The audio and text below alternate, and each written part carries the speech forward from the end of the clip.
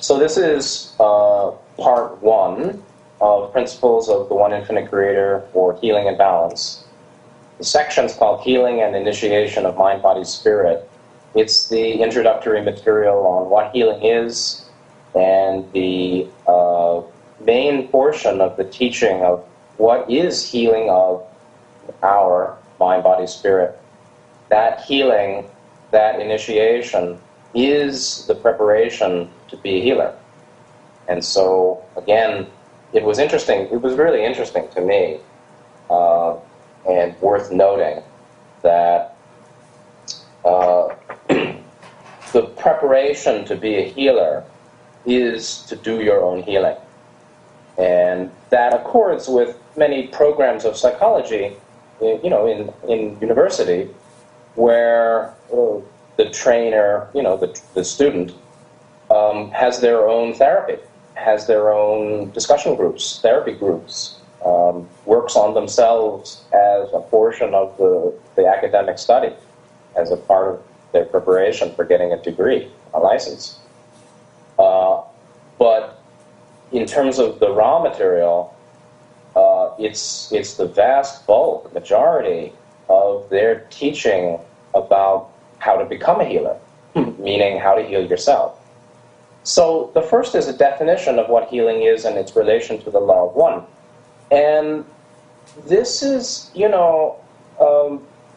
very pithy.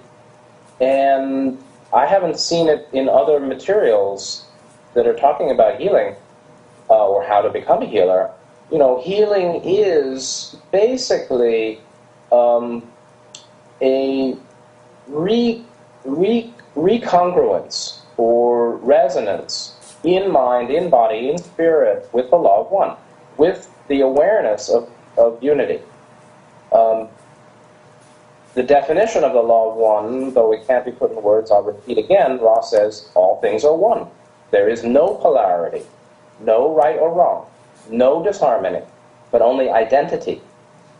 All is one, and that one is love, light, light, love, the one infinite creator. The point is identity. Our identity is all there is. All there is what we are.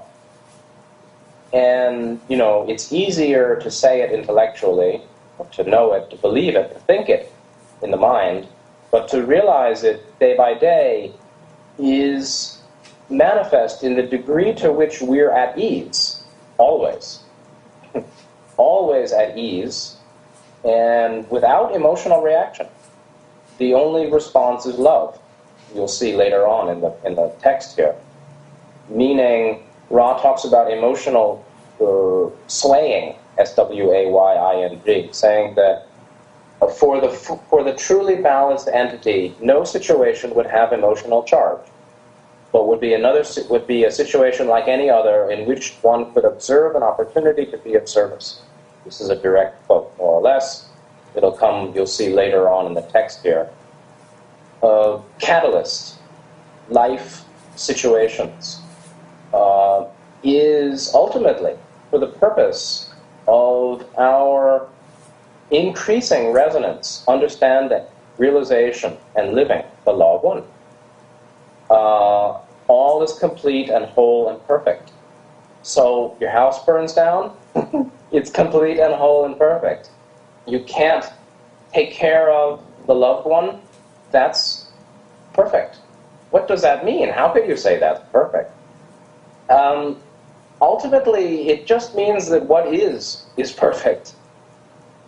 Why? How? How can you say it's perfect when there's negativity against me, when I've lost all this money, when I'm trying to help somebody but they don't receive my help, or when I feel so stuck and scared of the future? All these different, permutations of life situation, challenge, and emotional response. How is that all complete and whole and perfect? Well, it is just because it is. I think that's the view. In Buddhism, there's a view that form and emptiness are one. Form means the form not only of a body or an object, but the forms that occur in mind.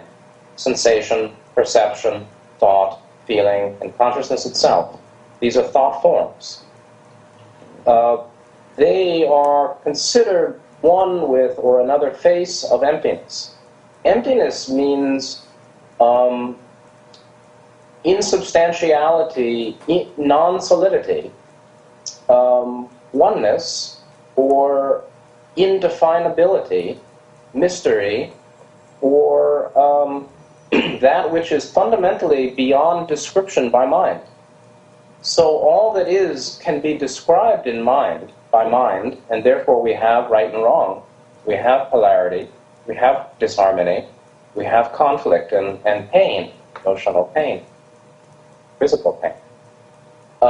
Yet that too is formless in its nature and ultimately beyond description or beyond definition, and like a bubble or a dream. There's a sutra in Buddhism called, I forget, it's actually the Diamond Sutra, Diamond Sutra. And they have a long list of adjectives that relate to emptiness. It means that what is ultimately far more or greater or formless than how we define it, how we experience it. And it's a matter of perspective. So, realizing the law of one, there's really no way to fake it. And the ultimate test of how well we know the law of one or live it is the degree to which we live in love, wisdom, moment by moment.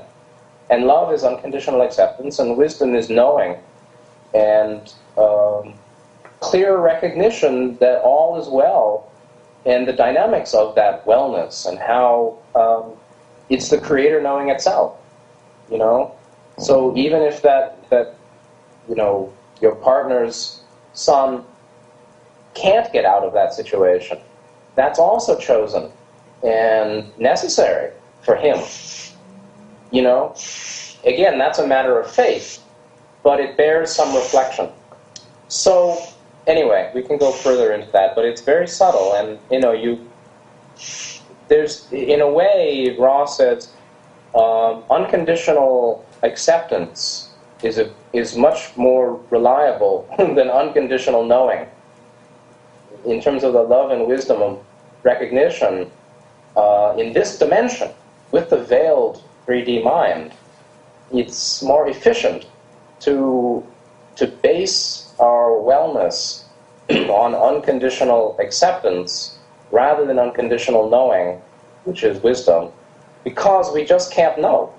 And Ross said, understanding is not of your density, meaning the quality of deep knowing is not native to 3D mind consciousness.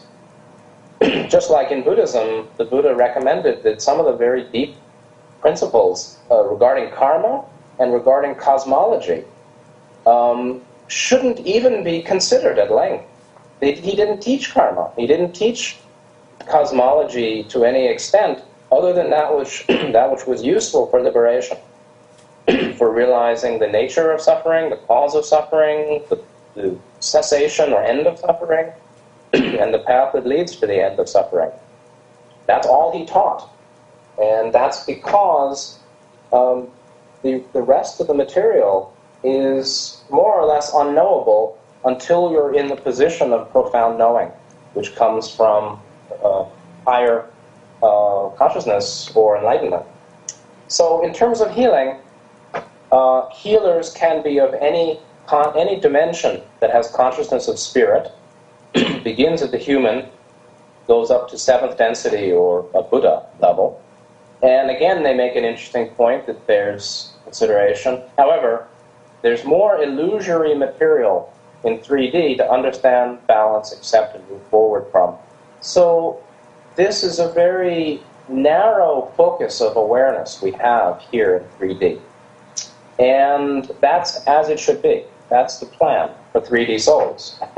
Not for wanderers natively, and that's part of our grieving, which is that there's so much we have to deal with, illusory material, that doesn't seem necessary. We talked about this in the Wanderer's PDF. The Wanderer seems, can see all the disharmony, or a lot of it, and feels that at some level it just shouldn't be. Why do I have to deal with this when I've really gone beyond it? It's like sitting in elementary school low chair. This chair is too low and too small. It doesn't really fit me. But I'm here. We chose to be here.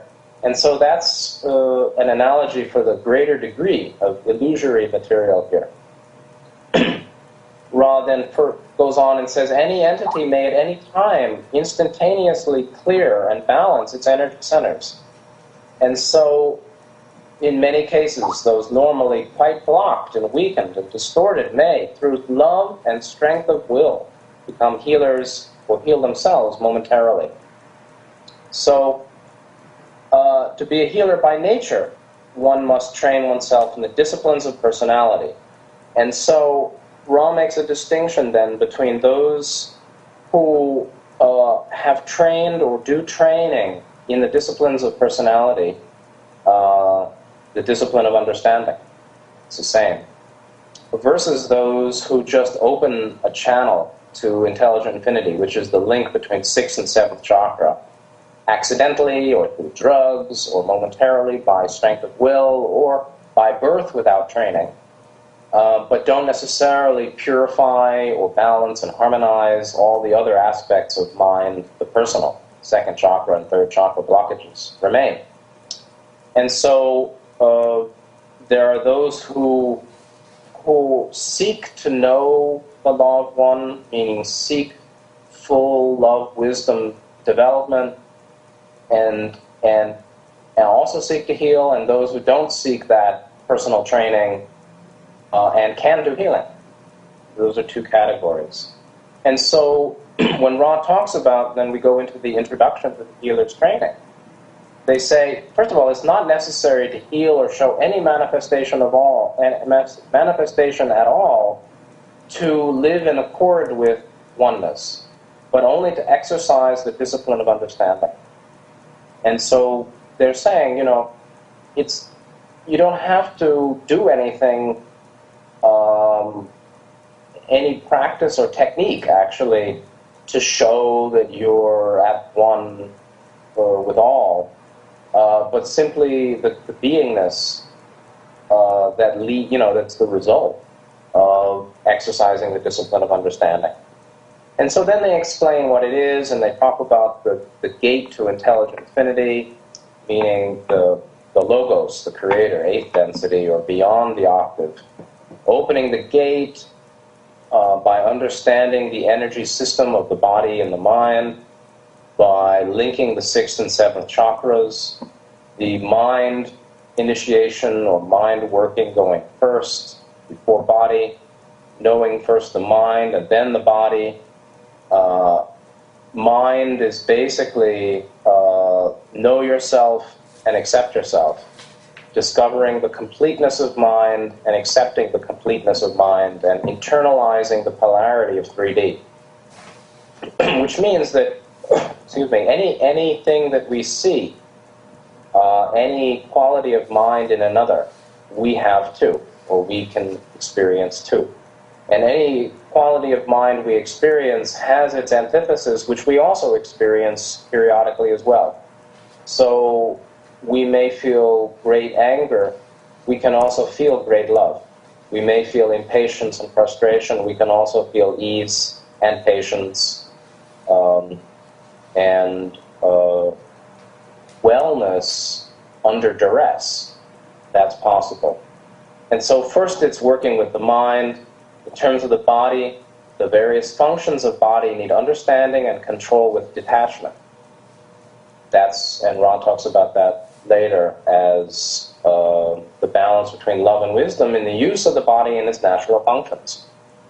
Whatever natural functions of body we recognize, eating, sleeping, sexuality, exercise, activity, that needs simply to be approached with balance in terms of what we need, what we like, what we don't like, what works for us, what doesn't work for us, and everybody's body is different, and everybody needs something different, and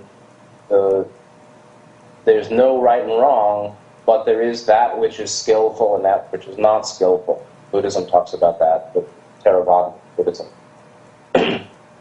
uses the term skillful, unskillful. That's a translation of a term from the earliest Buddhist texts. So the point is then to be able to open that gateway to intelligent infinity, healing self by light and sharing that light with others. In brief, for the mind must be known to itself. This is considered the most demanding part of healing. If the mind knows itself, then the most important aspect of healing has occurred, because consciousness is a microcosm of the law of one. And we can see most of our problems are in mind. And the problems are illness, sickness, blockage, pain, troubles of body are primarily experienced, the bulk of the suffering is in the mind. Doesn't mean there isn't physical pain and limitation, but it's exacerbated tremendously by how we think about it, of course. Self-pity, fear, hopelessness, self-blame, things like that. Body, second part of healing in terms of body disciplines, again, the balance between love and wisdom and the use of the body and its natural functions. And the third area of healing is the spiritual attainment of conscious contact with intelligent infinity.